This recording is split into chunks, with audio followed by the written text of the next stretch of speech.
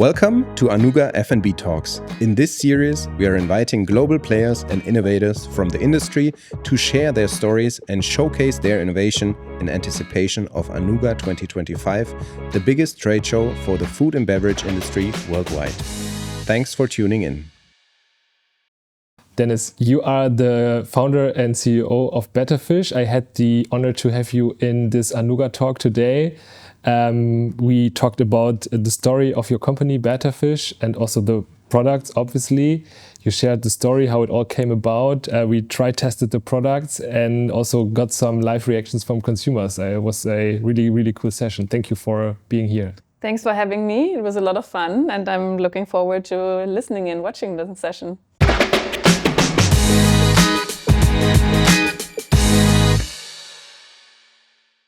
Deniz, great to have you here in our little studio. Thank you for having me. Yeah, it's a cool opportunity to talk to you today about BettaFish, your company.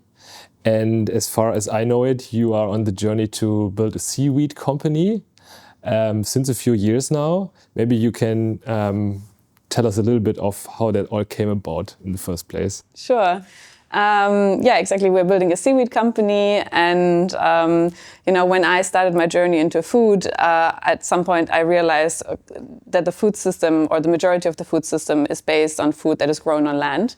But there's actually the majority of the planet is covered by oceans. So for me, this was just like a huge aha moment, meaning that why don't we shift parts of the food production into the oceans and utilize all these seaweed ingredients that are currently just floating around, and figuring out how can we turn seaweed into something everybody wants to eat. Okay, so it starts with the seaweed as such, and you take it out of the ocean. Maybe you can tell us, explain a bit like how that actually works, because we already see the products on the table. So how is the way from the ocean to the table, to the plate of consumer in Germany, for instance? Sure. Generally there are like 10,000 different seaweed species. Like some look like spaghetti, some look more like spinach, some look, like truffle. It's crazy. And most of the seaweed we obviously don't see because they're all underwater. And the same actually goes for seaweed cultivation. So if you go to the coast of Norway, for example, where one of our seaweed farms is, you actually don't see anything, right? There's nothing. There are just a few buoys floating about. And what the seaweed farmers do is they collect seeds from seaweed species, different seaweed species, native seaweed species. They take them on land and put them in saltwater tanks with ropes. And then these seeds basically attach to the ropes. And when the seedlings are like 2-3 centimeters big, they take the ropes and let them into the open waters. And that's it. Then they just let the seaweed do their thing. And after 4 months already, some of the seaweed species get up to 2 meters big. And that's when they take out the seaweed ropes, cut the seaweed, and further process it.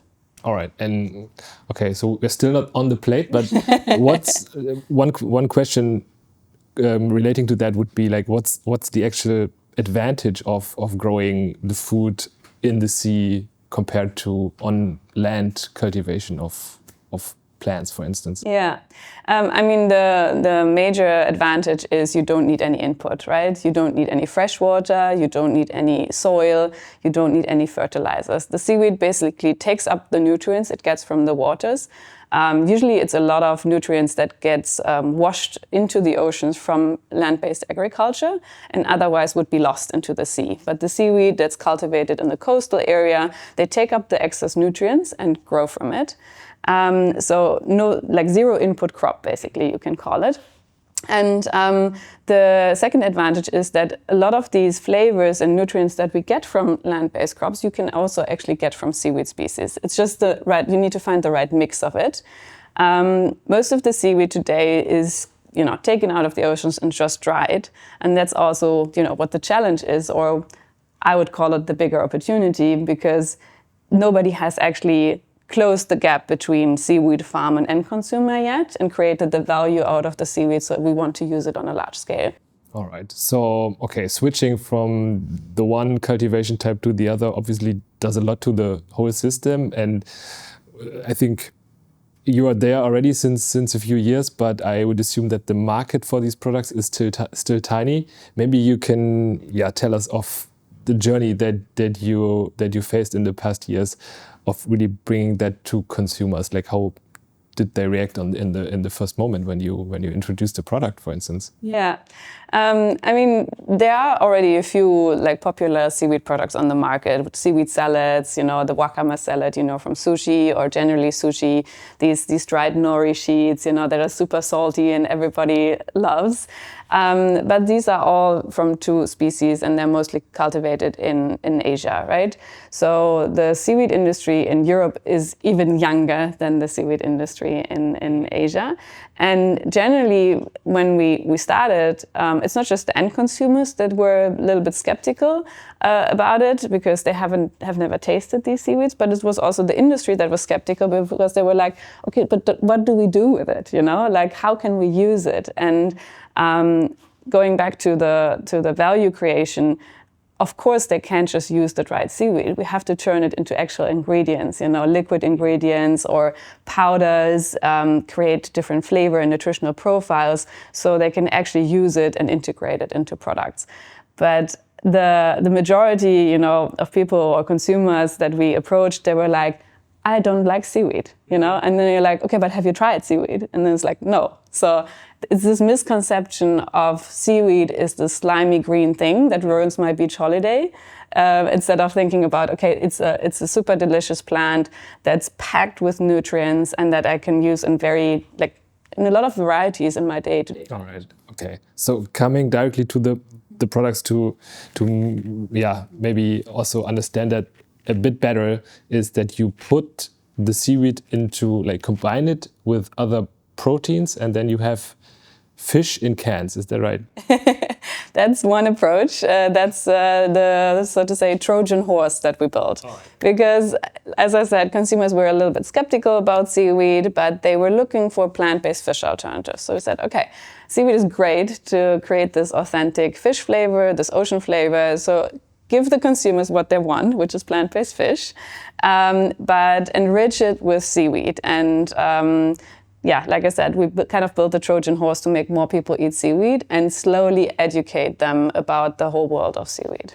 Okay, so, and even more precisely, the first product was tuna, like you called it tuna. Yeah. And the second is this one, is salmon. Salnom. And now you call it salnom, which is also kind of funny. But what was then the reaction of the consumers about these products? A lot of people were excited and surprised how good it tastes and how close it gets to the actual canned tuna.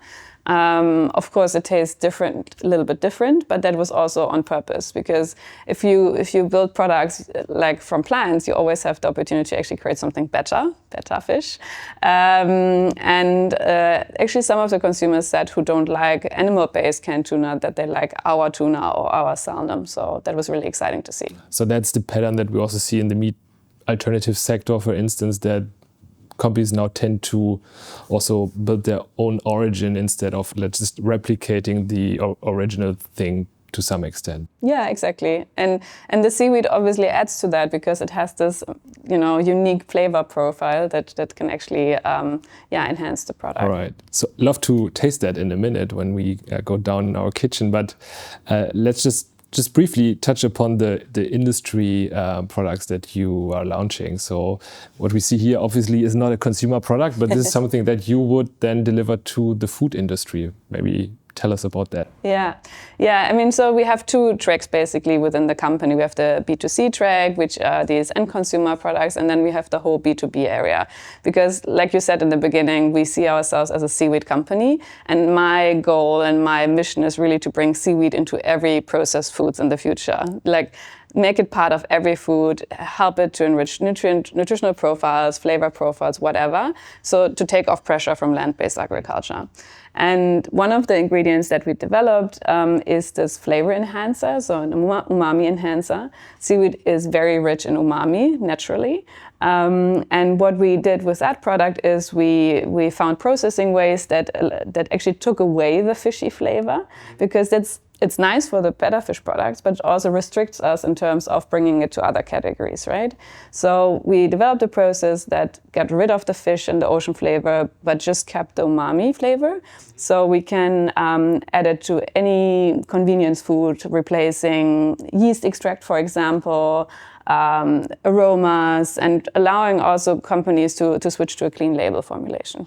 So like ultimately you would be able to deliver this to really big names in the food industry to use it in, say, any kind of savory product that you find in the supermarket. Exactly, that's the goal. We are currently mostly working with meat companies, actually. All right. Both plant-based meat, but also animal-based meat, to really switch to a clean label, also reduce the salt input, because it naturally boosts every other ingredient that you add to a product. And this is the first product that we are bringing to market this year, but eventually we want to have like this whole Lego kit of different seaweed ingredients, looking into prebiotic fibers, but obviously the holy grail would be also proteins derived from seaweed at some point, but that's very far in the future. Okay, exciting development. Hi, I'm Jan-Philipp from Anuga, and if you want to meet innovation drivers like BettaFish and others, visit Anuga in Cologne in October. Visit the biggest food and beverage trade show of the industry. Maybe let's touch upon Anuga just briefly, because this is all about Anuga here. And you will be present at this year's Anuga. Anuga is the biggest and the leading fair in the world for food and beverage business. What is it like with such a new topic to maybe also then meet all the experienced food companies and traders and buyers from all over the world? Like, how did that feel to you the last time, and what are you expecting from this year's Anuga? Yeah, it's our second Anuga, and we're really excited about it. First time was 2 years ago. It was funny because we were actually placed in the animal-based meat section as one of the only plant-based meat companies, and then we were present there with fish and seaweed-based products. So it actually didn't quite fit, if you think about it from an overall topic, but it was amazing for us because we got a lot of foot traffic and a lot of interested people trying our products in that section. Last time we were there, we were really just starting out with our B2C products. So really getting to know the ins and outs of the industry, understanding what the industry is actually looking for. So a lot of the things that we did on Anuga last time was actually the preparation for the B2B ingredients that we're building now. Okay, so you got a little bit more mature in the meantime as a company, and now you're back this year to, for instance, show the industry products that you have. Yeah, exactly. Okay, makes a lot of sense. All right, so what's the current focus of your business? Yeah. So on the B2B side, it's definitely launching and scaling the new flavor enhancer, the umami enhancer. We are currently starting with first pilot partners, so definitely looking for more, also from a more diverse area. So not just plant-based meat or animal-based meat, can actually also be from the baking industry. That would be super exciting. And on the B2C side, so we already have a broad presence in retail, but what's really expanding right now is the food service area. So a lot of canteens, caterings, KfW Canteen, for example, just launched with our product and serves it to the daily customers. That's really exciting for us to also grow in the canteen and catering sector. All right, so seems like an open invitation to also meet you in person at Anuga. And just if you can't wait to that, just reach out to Deniz via LinkedIn. Yes, I'd love to. All right, good, great. Thanks, Deniz, for this interview. I'd love to take you to the kitchen now and then meet Thorsten, who is your colleague, and try the products. Let's do it. All right. Cool. So we are now in our kitchen, and we're so glad that Thorsten prepared already some dishes for us. And now it's all about discovering the opportunities that professional chef has with your product, right? Mm-hmm. Exactly. All right. I think like the typical dishes for salmon, or in this case for salmon, is the bagel. Like we're going to do a bagel, like a vegan bagel with a vegan spread and some pickled onions and cucumber. And the second course would be pasta, like a typical pasta. In Germany, we call it Bandnudeln. I don't know the English name. And we do it with asparagus. We have the fresh asparagus, some tomatoes. So it's like a summer kind of spring. Sounds amazing. So, but first action would be opening the can. All right. We're gonna open the first can. It's like a tuna can. So it's like pulled, smoked salmon. So you can put it straight into your dish. You don't have to do anything about it. You can mix it with mayonnaise or anything if you like, but you don't have to do it. You could eat it straight out of the can. So I'm gonna cut the bagel. Deniz, the tiny greenish things in the can. So this is from the seaweed, right? Exactly, yeah. So we wanted to have the seaweed actually visible. Some people ask us, are these herbs or something? No, but it's from the seaweed because we use the full plant. So there's no waste in the whole processing of the seaweed. Okay, and one important question always is, beside the seaweed, what proteins are you using in this product? For the salmon and for the tuna, we use a mix of fava and pea protein. We deliberately said no to soy, not because there's something wrong with soy, but we wanted to bring more diversity into the product and the food system. But these are also ingredients that you could at least grow regionally instead of abroad. Right? Yeah, exactly. All our ingredients come from Europe or regionally. The seaweed is from Norway and Ireland. That's the closest we can get. Okay. There's actually the coastal area in Germany is protected, so we can't grow seaweed in Germany, unfortunately. Yeah. But okay. yeah. Not yet, but maybe. Not yet. No, yeah, maybe. All right. So I'm really excited about the bagel now. So this is just some cheese with horseradish and pepper. I'm going to put some cucumber on top. It's just stripes of cucumber with a little bit of salt to make them tender.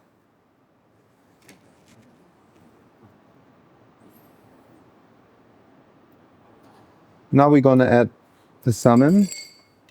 Salmon, sorry. So it really looks like cooked salmon. You could also mix it into mayonnaise if you like, but this is the fresh experience.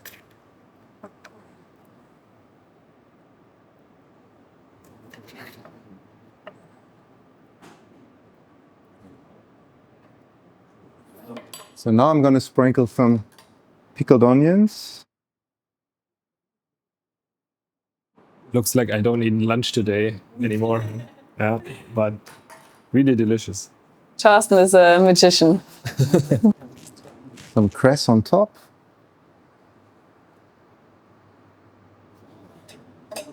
And that's it. And now we can close it. Sorry. Oh. No, it's the right one. So, okay. And now we can cut it in pieces. So this is what you then would also suggest for cafes and little lunch places to put on their menu, right? Yeah, exactly. Like generally sandwiches, bagels are definitely a favorite from restaurant partners. In the canteens, they also use it a lot on, for example, hot dishes, pizza, baguettes, like hot baguettes, or pasta in this case. Yeah. Okay, you try first. Let me go first. I mean, that's a challenge already. Yeah. That's so fully packed in a positive way, of course.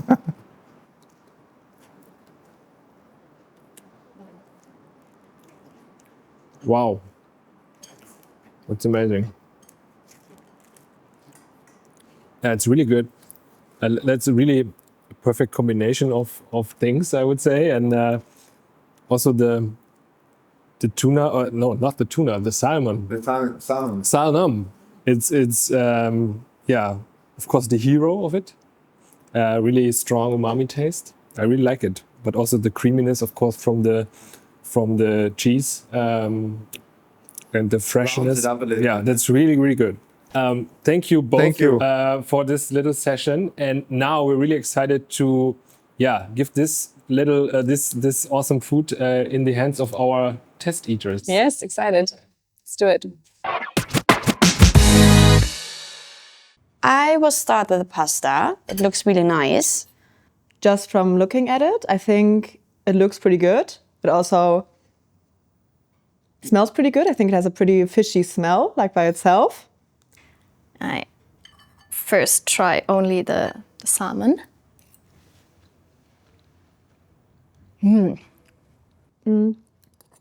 Actually enjoy the taste. I think the taste is pretty good. It also has like a very subtle fishy taste, which I don't mind. I really love the combination of the ingredients, but the salmon is actually not that overpowering. I'm gonna try the bagel next, which looks amazing. I'm really excited to try it. That one is really tasty. I will definitely go for it. I like it. It tastes really amazing, not gonna lie.